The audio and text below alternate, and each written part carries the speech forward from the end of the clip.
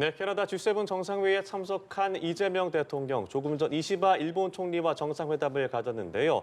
관련 내용 봉영식 연세대 통일연구원 연구위원과 자세하게 짚어보겠습니다. 안녕하십니까? 안녕하십니까? 안녕하십니까? 네, G7 정상회의 이틀차 이재명 대통령 이시바 시기로 일본 총리와 조금 전 만남을 가졌습니다.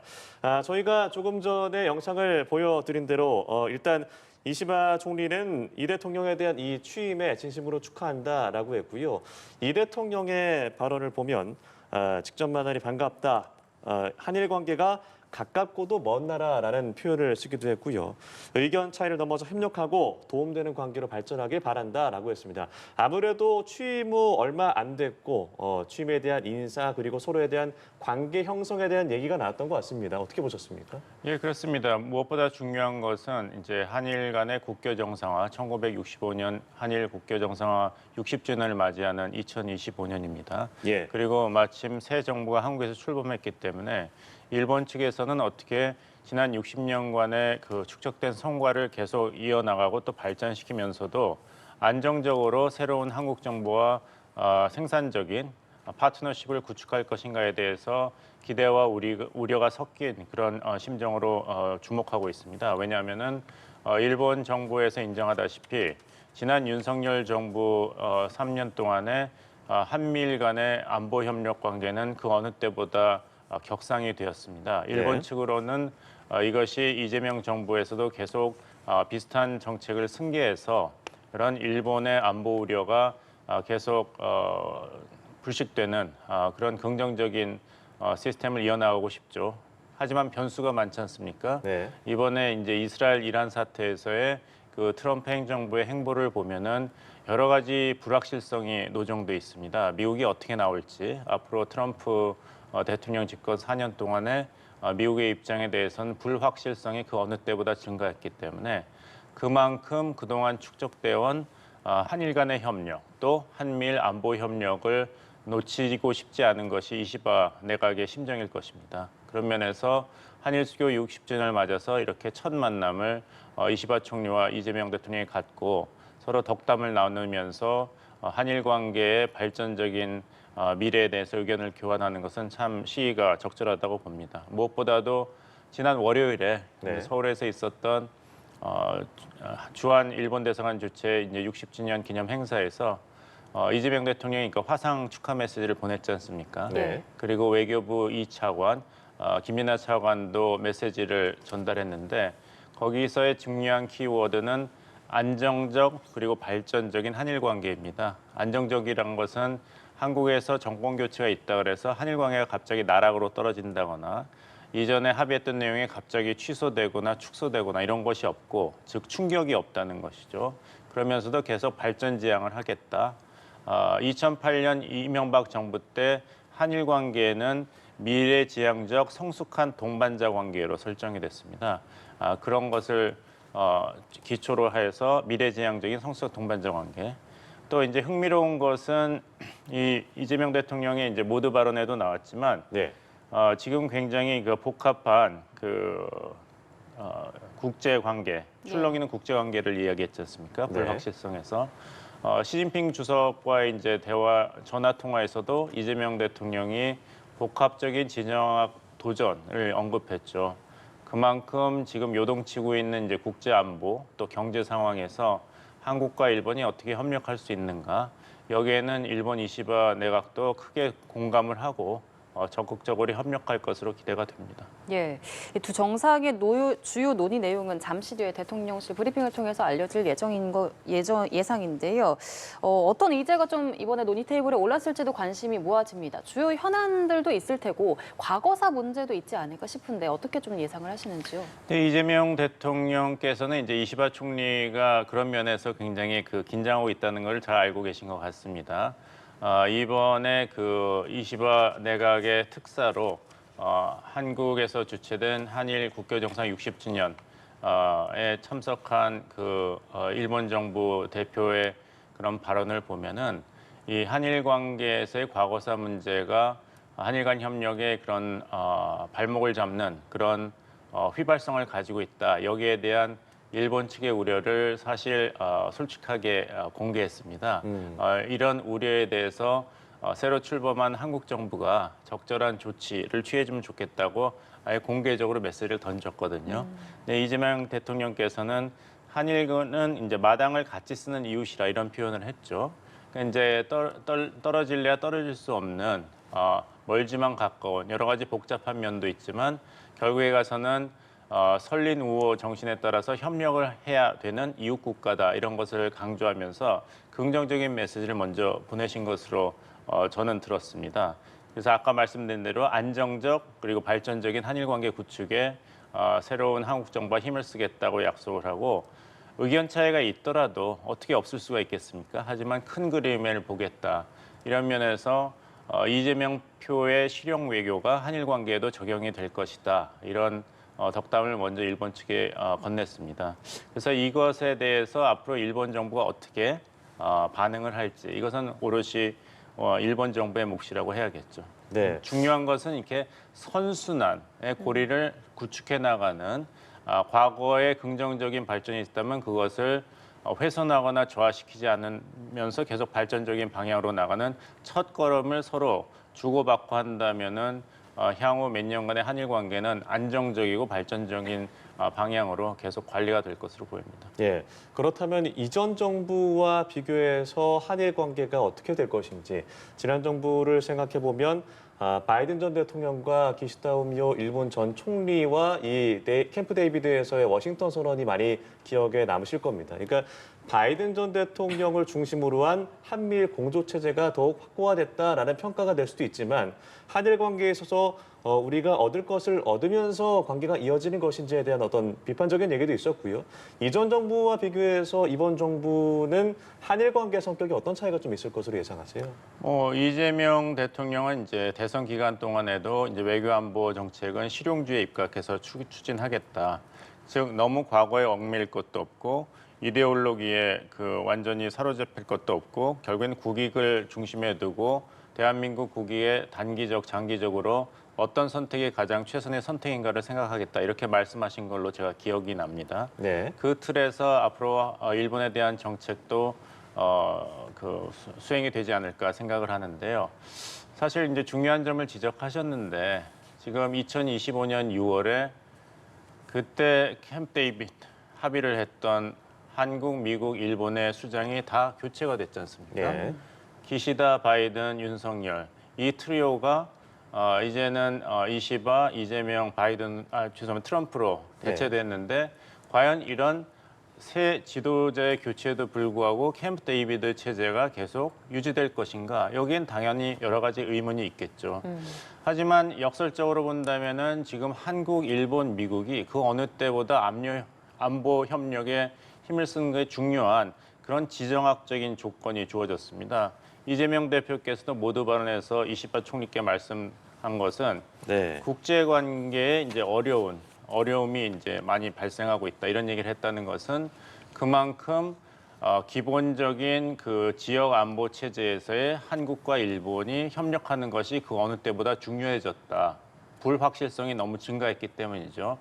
이 안보 상황에서의 불확실성뿐만 아니라 아까 모두 발언에서 말씀하신 대로 그 미국발 관세 폭탄에 대응하는 것은 이건 일본만의 문제도 아니고 한국만의 문제도 아니고 세계 자유무역 체제의 미래에 관한 굉장한 도전 아니겠습니까? 예. 그런데 이번에 미국의 트럼프 대통령이 캐나다가 주최한 이 G7 정상회의에서 일정을 단축하고 조기 귀국을 하는 바람에 네. 일본의 이시바 총리와 한국의 이재명 대통령은 트럼프 대통령과 이 관세 협정에 대해서 양자 간의 어떤 중요한 의견 교환을 할 그런 기회조차도 불발휘됐습니다. 네. 그렇다면은 안보 상황에서 불확실성뿐만 아니라 경제 상황에서의 불확실성 이것을 어떻게 대처하느냐의 문제는 비단 이게 일본과 미국만의 문제도 아니고 한국과 미국만의 문제도 아니죠. 여기서 여러 가지 문제가 있고 어려움이 있겠습니다만은 한국과 일본이 머리를 맞대고 협력할 그런 공간이 주어졌다고 볼 수도 있습니다. 네. 이게 뭐 한미일 관계 또 반대 급부에 있는 것이 이제 북중러 관계일 텐데 사실 이번에 취임하고 나서 미국 정상과 통화 그리고 중국이 먼저 될 것이냐, 일본이 먼저 될 것이냐. 일단 일본 정상과 먼저 통화한 이후에 시진핑 네네. 국가주석과 통화를 했기 때문에 그 순서에 대해서도 보도가 많이 되기도 했고요. 그리고 G7 정상회의가 열리는 이 시기에 시진핑 중국 국가주석이 중앙아시아 5개국과 만남을 갖는, 그러니까 G7 회담을 약간 의식하는 행보를 보이기도 했습니다. 이재명 대통령이 이 외신에서도 그렇고 친중 성향이 아니냐라는 얘기들이 나오고 있는 상황에서 그럼 한일 관계, 한중 관계가 어떤 변화가 있을 것인가도 궁금해하실 것 같아요. 예, 그렇습니다. 굉장히 어려운 문제죠. 예. 이재명 대통령께서 이제 이시바 총리와 모두 발언에서 마당을 같이 쓰는 이웃이다. 한일 관계를 이렇게 묘사하셨죠. 네. 근데 이제 비슷한 표현을 이제 시진핑 주석이 한국 대통령과 만남이나 전화 통화에서 사용을 합니다. 중국과 한국은 멀어질래야 멀어질 수 없는 지적강 조건, 이웃 국가다. 근데 이게 중국 측에서 사용하는 용어는 이렇게 친근한 우호 설린의 의미로 쓰는 것이 아니라 한국이 아무리 미국에 경사하려 하더라도 네. 이 지정학적 조건을 극복할 수 없다는 것을 명심하여라. 결국에는 한국은 중국에서 멀리 떨어져서 태평양 반대쪽으로 이사 갈 수가 없으니까 중국의 핵심 이익, 그것을 적절하게 고려하는 것이 한국의 안보 상황과 미래에도 중요하다는 것을 잊지 마라. 경제 문제도 마찬가지고요. 네. 이런 식으로 이제 중국이 쓰는 수사였습니다.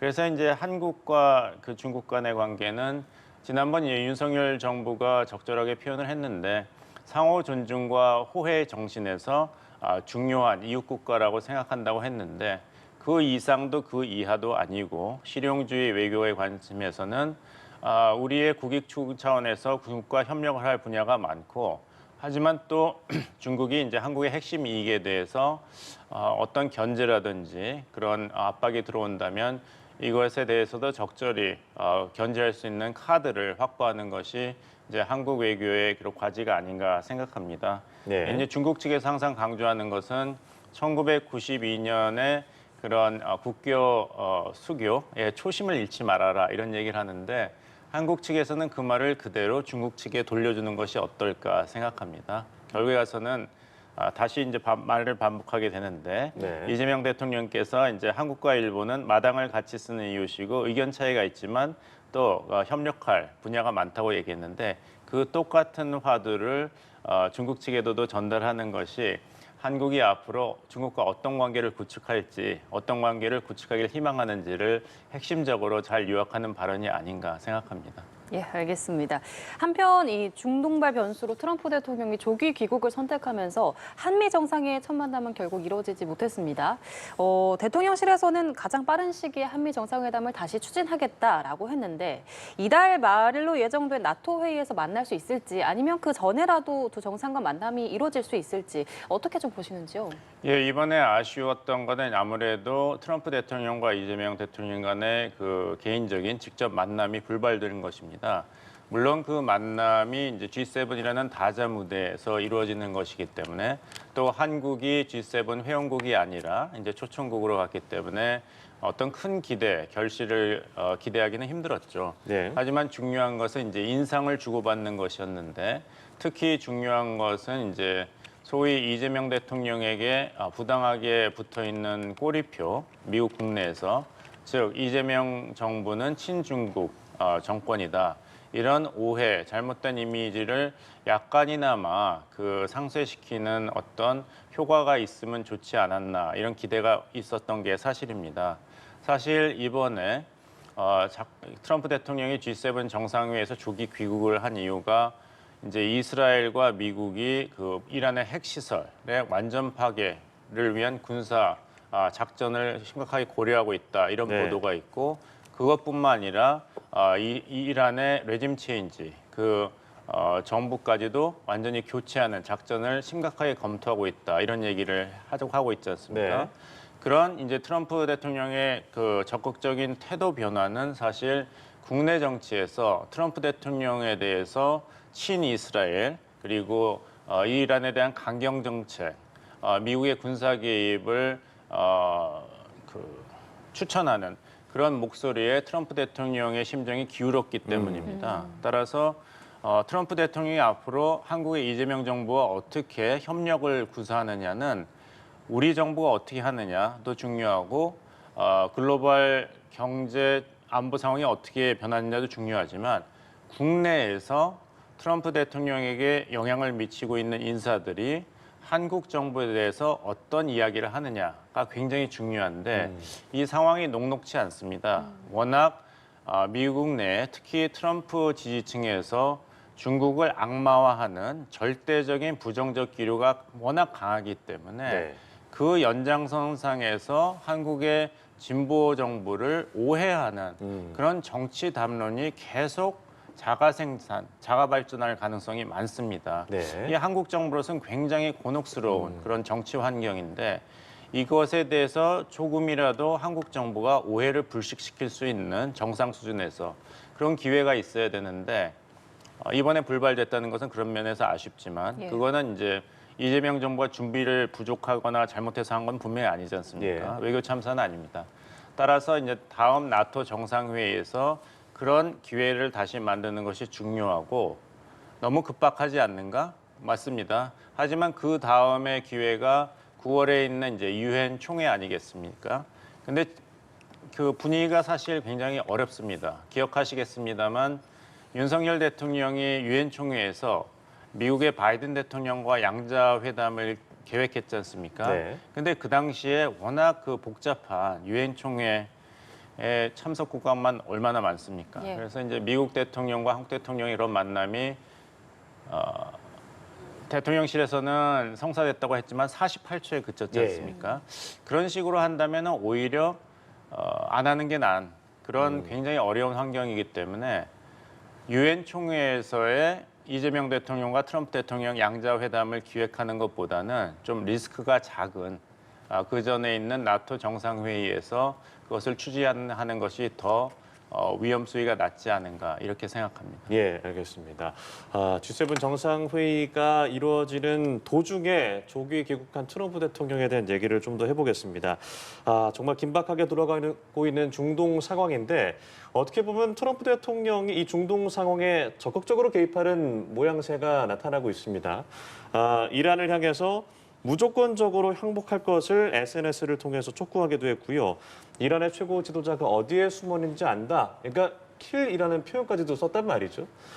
트럼프 대통령이 이 이란, 이스라엘과 관계에서 적극적으로 개입하는 이유, 그 변화의 시발점 좀 뭐라고 생각하십니까? 그렇죠. 저도 놀랐습니다. 예. 왜냐하면 이제 트럼프 대통령이 2기 취임을 하면서 그 취임 연설에서 미국은 더 이상 이제 국제 정세에 개입할 의사가 없다. 오죽했으면 앞으로 트럼프 행정부 외교안보 전략의 성공 기준은 개입을 안 하는 것이다. 불개입, 완전히 고립주의죠. 예. 그걸로 성공의 잣대를 삼겠다고 했거든요. 예. 그러면서 이제 전임 대통령, 특히 민주당 정권을 공격했지 않습니까? 그 이라크 전쟁 17년, 아프가니스탄 전쟁 20년. 네. 그래서 미국의 국력이 쇠진하고 경제가 파괴되고 무고한 인명이 희생되었다. 그런데 무능한 조 바이든 대통령 때문에 철수도 엉망이었다. 나는 이것을 바로잡겠다. 어떻게 바로잡는가? 미국은 소모적인 국제 분쟁에 미국이 개입을 안 하겠다. 그것이 이제 성공을 측정하는 잣대다 했는데 이번에 갑자기 바뀐 태도를 본다면은 이스라엘과 손을 잡고 중동에 전투기를 증파하고 또 미국만이 갖고 있는 그 벙커 버스터 네. 그런 GBU 57 그런 벙커 버스터를 이스라엘에 제공하고 이스라엘이 가지고 있지 않고 미국만이 가지고 있는 그 벙커 버스터를 실어 날라서 투격을 할 수 있는 B2 스텔시 폭격기까지도 투입하는 시나리오를 공개했습니다. 예. 이것은 트럼프 대통령이 취임사에서 밝힌 것과는 전혀 180도 반대되는 자세인데 예. 네. 그렇다면 무엇이 이렇게 트럼프 대통령의 태도 변화를 만들었는가는 제가 볼 때는 결국에서는 이거는 100% 성공할 수 있다. 정치적 부담이 없다는 확신이 생긴 것이 아닌가 생각합니다. 뭐냐면은 이란의 그 최고 지도자 아야톨라 알리 하메네이에게 직접 경고를 했지 않습니까? 네. 어디 있는지 안다. 레짐 체인지 그리고 지도부 제거는 우리가 결심을 하면 우리라는 표현을 또 썼습니다. 네. 이제는 미국과 이스라엘을 복수로 같은 틀에 놓고 있죠. 예. 우리가 결심만 하면 제거되니까 무조건 항복해라는 거죠. 그러니까 이만큼 자신이 없으면 두 가지를 다 달성할 자신. 하나는 이란의 핵시설 완전 파괴입니다. 두 번째는 최고 지도자 제거를 통한 이란의 근본적인 레짐 체인지입니다. 네. 이 두 가지가 완전히 성공을 해야만 지난 17년, 20년 동안 미국이 이라크 전쟁, 아프가니스탄 전쟁, 그리고 60년대, 70년대 베트남 전쟁에 장기 개입할 그런 위험성을 차단하면서도 최대의 효과를 얻을 수 있는 것이죠. 이란 정부에게 계속 이야기하는 것은 우리가 이란에게 기회를 줬다. 평화적 외교적인 핵 협상, 해결책을 제시했는데 이란이 고집을 부리다가 60일을 허비했고 이스라엘이 이런 군사 행동을 했다.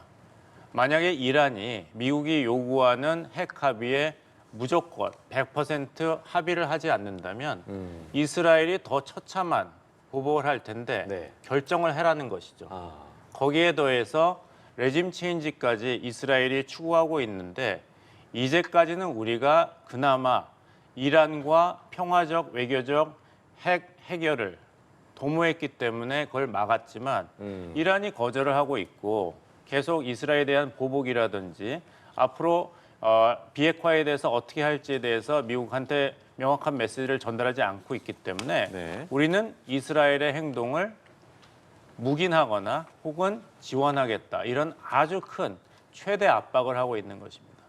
이것을 보면서 저는 두 가지를 떠올랐는데 네. 2003년에 조지 W. 부시 정부가 이라크 전쟁을 네. 시작하기 전에 메시지를 발표했습니다. 조지 부시 대통령이 사담 후세인 이라크 대통령에게 36시간 내에 이라크를 떠나라. 이거는 완전히 일방적인 메시지거든요. 네. 마찬가지로 지금 아야톨라 알리 하메네이에게 무조건 항복을 해라. 우리가 소재를 정확하게 알고 있다. 이런 공개적인 최대 압박 협박 메시지는 없는 것이죠. 군사행동이 따를 것이라는 그런 판을 까는 것이거든요. 두 번째는 뭐냐면 이렇게 이란을 압박하면서 트럼프 대통령은 다른 타겟도 고려하고 있는 것으로 보입니다. 2017년 네. 트럼프 행정부 일기가 대북 군사 행동을 할지 굉장히 우리가 우려했지 않습니까? 그때 정책 이름이 최대 압박, 최대 관여였습니다. 지금 이란에 대해서 최대 압박을 하면서 핵 관련해서 무조건 항복하라는 거 아니겠습니까? 그러니까 이런 정책을 이란을 통해서 하면서 메시지를 북한의 김정은 정권과 중국의 시진핑 정권 그리고 우크라이나와 종전 협상을 지루하게 끌고 있는 러시아의 푸틴 대통령에게도 보내는 효과를 지금 추구하고 있는 것으로 보입니다. 예, 일단 뭐 말씀하신 대로 트럼프가 이 중동 상황에 대해서 적극적으로 개입하게 된 배경들을 이 과거에 있었던 그 역사적인 사례들을 통해서 비춰서 예상을 하셨는데 그렇다면 이 이전에 있었던 이라크, 아프가니스탄 전쟁처럼 미국이 적극적으로 개입해서 전쟁을 끌고 나가는 상황까지도 갈 것인가도 궁금한데요. 어떻게 생각하세요? 그것이 굉장히 그 위험한 리스크이기 때문에 예. 그 고립주의, 미국 우선주의를 주장하는 트럼프 지지층에서는 절대 안 된다. 이스라엘의 이런 군사 행동에 미국이 연루돼서는 안 된다. 이런 경고를 내렸는데 예. 지금 이 트럼프 대통령의 메시지를 보면은 이스라엘의 이런 공세에 대해서 미국이 지원하겠다는 의사를 밝히고 있지 않습니까?